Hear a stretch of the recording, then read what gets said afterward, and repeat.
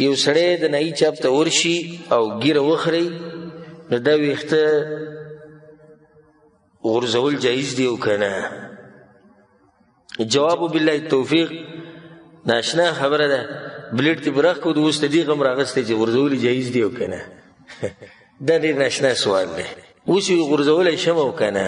نو چې دومره په مینې نه بلیډ ته بولې راښکودو، دومره چې مینې قنچیله تورې نیولې ده.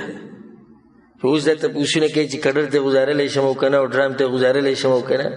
د رسول صلی وسلم دا طریقه دا د خپو لاندې راشي او په کډر کې ولیږي، سړي ته څه شرم نه ورځي؟ ناولنۍ مسله خو دا چې ګیره خریل حرام دي،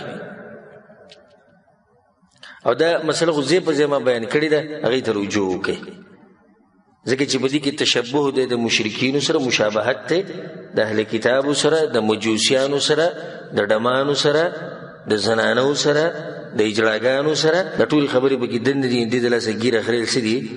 حرام دي. په ګیره خریلو باندې اتفاقي فتوا د علماو چې دا څه دي؟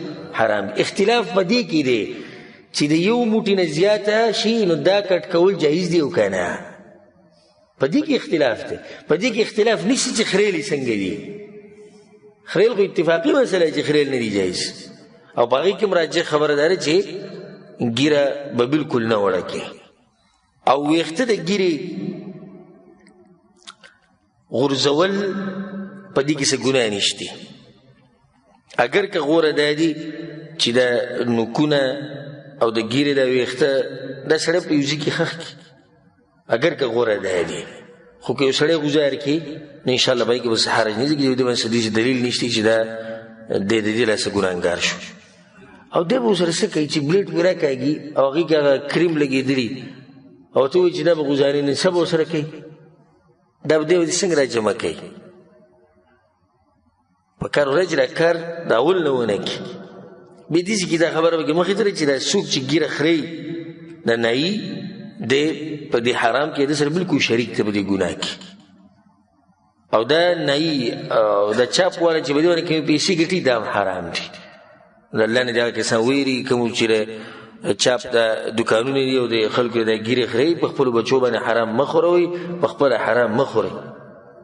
ویښته واړه کوئ، برید ته واړه کړئ، که څه صحیح. اوس دا چې ګیرې وړئ کوي او ګیرې خرئ نو دا حرام کار دې ځان ساتئ. او داسې ناشنا خلک دي چې په زور یې باندې لرې کوي، په زور. او بعض پکې داسې بې شرمه خسته دي ګیرې ته به ګوري چې داسې داسې تازه ګیرې نه چې د اوس پرېښودې ده، بیا به هم لاس وړلی وي وړی نه کم، یعنې په دغه 5 ریالو کې دا وړه کوي، خو دا ګناه کوي. الله نه یره پکار ده. نو دا ټول په دې حرام کې یو شان شریک دي. والعلم عند الله.